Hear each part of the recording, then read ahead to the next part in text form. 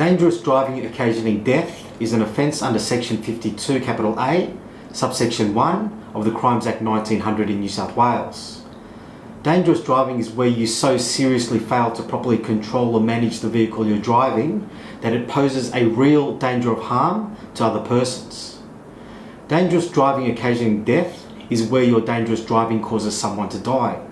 For you to be found guilty, the prosecution must prove beyond a reasonable doubt that 1. You were driving the vehicle, 2. The vehicle was involved in an impact, 3.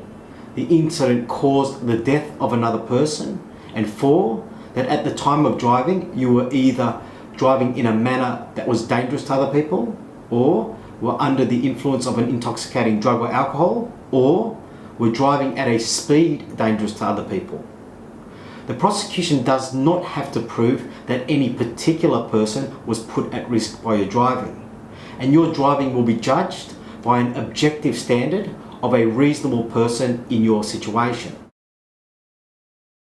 Section 52 Capital A Subsection 5 outlines circumstances that amount to an impact, and they are a vehicle overturning or leaving the road, a person falling or being ejected from the vehicle, hitting an object or a person, hitting another vehicle, hitting anything in or attached to the vehicle, hitting anything that falls from the vehicle.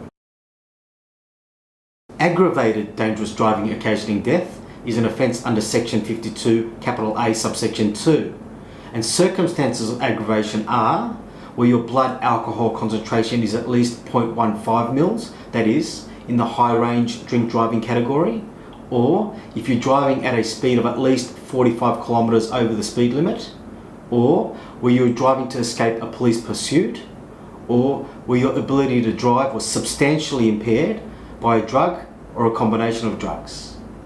It's what's called a strict liability offence, which means that the prosecution does not need to prove that you intended to drive in a dangerous manner, and it's a strictly indictable offence, which means it must be decided in a higher court, such as the district court.